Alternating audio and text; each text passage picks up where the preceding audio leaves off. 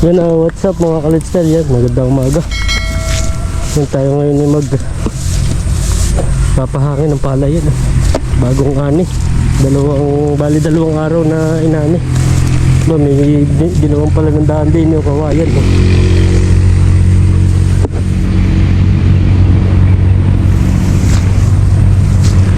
Yung mga isang araw pala kalitstal, sa dayami yung pinagampasan ng palay. Papastol natin yung alaga nating itik dun. Kaharangan lang natin ng net.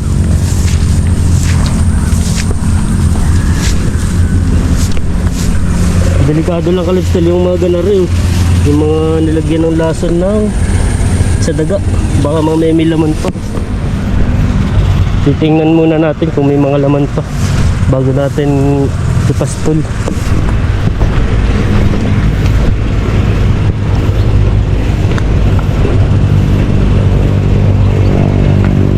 Yan pala kalipstil, ang nauna na rin ni si Nakuya.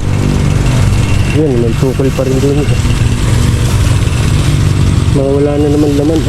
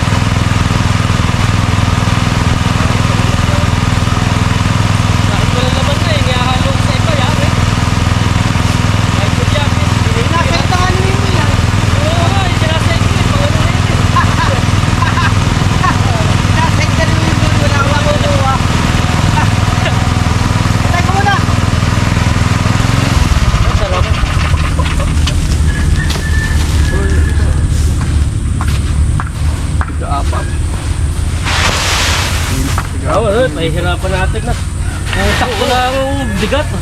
Malambot ang pilapil. Dinandaan natin matigas dyan. Malambot ang pilapil. Ang hirap pa sa katin nun ay lalim. Yung lubugan. Oo, yung malalim. Kaya si hindi kinugawa ng daan bago. May kawayan yan. doon. Yung may kawayan. Kapag ano. Pinakalang. Pinandiretso sa ano. Ibababa muna ito sa ano. Yan ang kalipstel tayo lilipat naman din sa kabila. Bali naka 13 sako. Saka doon sa una.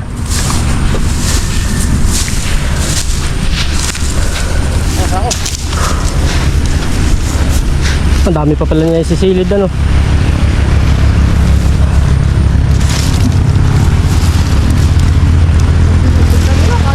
Trese. Mga dyan iba mga 15. Siligan na rin ah. Kulang nga. Kulang sa ako. Ano, sasalin lang sa ibabaw ah. Pupunuan. Pupunoy na. Nasa kalsada na naman ay. Pwede. Siya, dyan muna kayo. Kami mag-ano dun. Magsasalin. Tayo nang. Basta na yung tubig pala. Ano yung isang tubig yun ah? Daligyan mo na yun. Alam-alam ng tubig. Dali mo nito. Alam-alam na rin. Nadyan. Ano po? Nasaan yung isa? Magkasama doon sa ano, timba. Nasaan yung Ano? yung isa? Saan? Ano yung salit ko ano? May laman pa yun. Malamig yun. Ay, ari ang luma.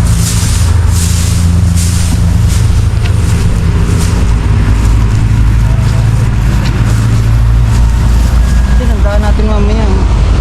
Para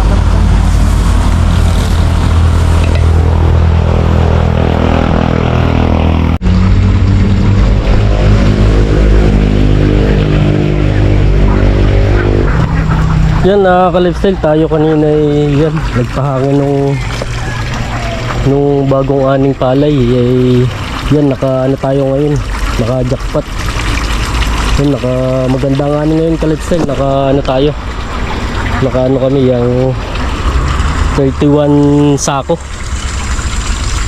bali 157 157 balde.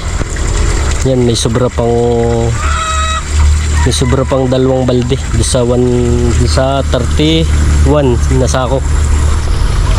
31 na sako at dalawang balde yan nung naani ngayon. Kumpara nung mga nakaraan anihan ay kalibstel ay 6 lang. Parang 6 lang yung kalibstel eh. 6 na sako kumpara ngayon ay aba. Napakalaking diferensya kalibstel gawa na 31 sa 6 na sako aba oh. Naka-ani tayo ng maganda. Yan. Yan. Panibagong ano na uli. Linisan ng palayan. Ganda sana kalipstill kung ipapaskul natin dito yung mga itik. Kaso ay yung mga tira-tira pa bang ngayon lason sa daga. Nagamit dito ng lason sa daga. Wala naman napunta rito mga ano kalipstill. Mga aso. Na kakainin yun eh. Hindi pati kinakain ng aso yun kahit na may alpas na aso dyan. Hindi napunta sa palayan. Ang nakain lang talaga nun na yung sa mga daga lang talaga. Gawa na yun na yung lifestyle sa ano, sa tukil yung PVC na pinutol-putol nasa loob yan para hindi makakain ng mga ano, hindi masayang ba, hindi matapon at hindi mabasa. Yan ang ka-lifestyle. Tayo pala ngayon ay yan, nais natin ito yung harang nitong fish pan. Yan, narangan natin dito. Yan, paikot eh. Ito eh, pinalitan ko yung net dito. Nakalagay dito yung net eh, sira-sira na. Yan, pinalitan natin ito screen na plastic. Tapos ang pinto natin na ito ka-lifestyle. Eh, pansamantala ka-lifestyle, ito lang muna yan. Itataklid natin dito. Saka natin ayusin magandang pinto. Ito lang muna yung screen ng wala pang frame. Lalagyan natin patigas yung pinang pinto niya. Tapos ang plano ko dito ka-lifestyle yan, Dito yung daanan ng baha. Eh, yan parte nga rin. Yan dito ang diretso. Galing kalye pag naulan ng malakas. Ang dami na pagbagyuhan. Naawas yung kanal. Yung ilog din. Hindi naman kanal siya na tulad ng sa mga bayan na kanal. Ano siya, ilog. Hindi mo siya katulad ng kanal na talagang madumi. Yan dito ka lifestyle yung bala ko ikakanalang ko rito yan. Diretso yan doon. Dito tatapon ng baha. Tapos ito ka lifestyle natin ibabaon yung yero. Babakuran natin ng yero dito. Sa kabila. Doon ang pinto niya. Sa dulo doon. Tapos itong yero ibabaw natin kahit mga siguro mga isang dangkal para hindi umano sa ilalim yung tubig. Tapos tatambakan natin itong harap niya, tatambakan natin ng lupa para hindi dumiretso sa lupa ang tubig yan. Tapos dito yan, lalagyan pa natin sa yero dito. Gagawin natin pinakaw. Yan, dito na ako nagluto nung naglinis ng isang nakaraan, nung itik na order. Yung mga lalaki nating pampa-order. Bali dalawa. Nabot na ako ng alas 8 ng pagkakatay. Gagawin natin dito kalit. Silipin akong paitlogan ng mga itik. Harangan din natin ang yari dito. Tapos ay yung loob ay tatambakan natin na yung mga balat ng palay. Raisal. Yun, raisal ang tawag. Pinakang paitlogan para maganda yung kanilang itlogan.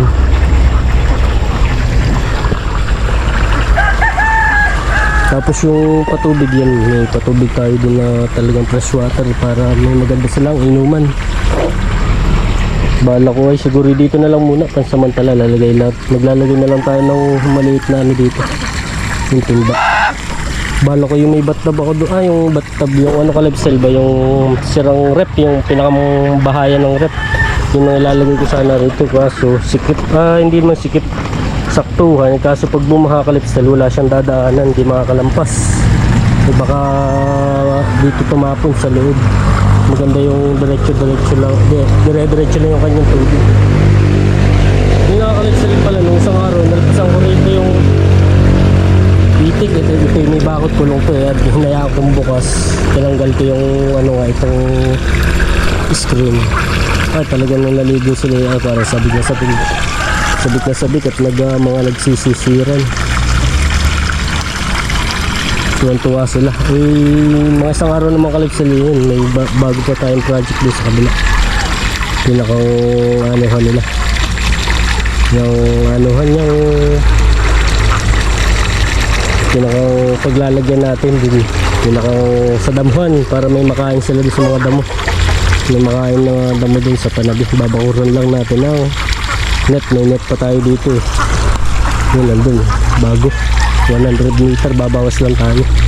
Pag ito naman kalipsel, gagawin ko rito ay aring sobrang areado sa kabila. Sa mga bibi. Hahatiin natin sa gitna kasi ganito yan kalipsel. Kalahati lang. Hahatiin natin ng kalahati.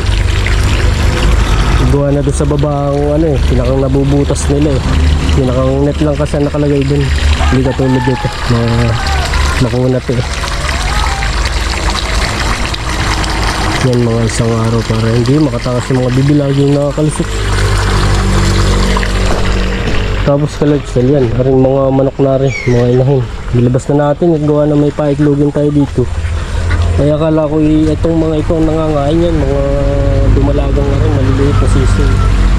Yun pala yung isang inahin. Nasa na yun? Wala. Wala yung pinakang inahin ng mga yan. Nasa bubong baka. Yan nakahapon na eh. Nandito ata. Ito nga kalipsel yun eh. Yung inahin isa. Yan, isang palok. Yun ang mga ngayon pagpapasok ko kanina. Sabi ko, 10 yung itlog. Isama ko yung nasa kabila yung sa mga Rhode Island. Sinama ko rito.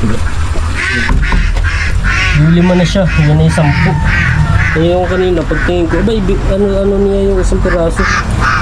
Dala-dala niya. Kinakain na. Basag na pati. Yan. Pinagagawa nila. Yan. Ito. Yan ang mga pinagbasagan. Yun, yung pinagagawa nito mga ito ay hindi naman to ano, doon lang natututo sa isa, hindi sa itim, yun na may gawa eh. Pag ang once ng manok ka lifestyle, nakakita ng yan, kinakain ng isang manok, gagaya na rin yung kasamahan niya. Yun, ito, pagkakatabaan ng ating drama, lifestyle. Yan na lang iwan natin dito para maganda ang kanyang lahat, yung dalawa. Yan, naglilimlim yung ka-lifestyle yung drama kumpara doon sa Rhode Island. Sayang, 10 na eh. Yung nakaraan, ilang piraso na rin. Yung nandito, nakain din. Natry isa. Ang dami na ka-lifestyle. Baka yan yung kung tutusin. Dapat nasa 20 na yun. Ewan, kung itlog pa to. Ay, hapong-hapong. May hingal, may tubig naman sila. Yung ka-lifestyle, tayo pala may magpapakain na muna. Hindi pa nga pala tayo magpapakain. Pakainin muna natin mga laga. Yung ka-lifestyle eh. Mga bago natin ano, order na bibi, may 1 week na rin. Puro babae ito ka-lifestyle yan, hindi natin yan ang nakaraan. Ito lang ang lalaki doon sa 120, 70, 127. Ang lalaki lang ay ito. Yun na, ang ano ka-lifestyle, ang pagkakaiba ng babae at lalaki. Talaga yung babae ka-lifestyle lang ingay. Yung pati pala sa itik na ingay, ano, kaya ko isang tao lang may ingay, ano. Yung sa itik ka-lifestyle, ang babae ay sobrang ano, maingay sila. Yung huni nila. Yung sa lalaki, tahimik, diba, parang sisiw lang ang kanilang huni, mahina. Yung sa mga lalaki talagang, sa babae, sobrang ingay. Ano. Yan o. Ito ang huni nila yun. Yan o, maingay sila ka-lifestyle. Kumpara dito, ito ka-lifestyle ng mga lalaki. Yan o. Yan o. Ibang huni nila. So, yun, babae. Ganun lang huni. Pero ganito o. Yan o. May hinahuni. Pipili tayo ka-lifestyle dito ng mga 10. Sasama natin dito po lang yung lalaki. Titito o.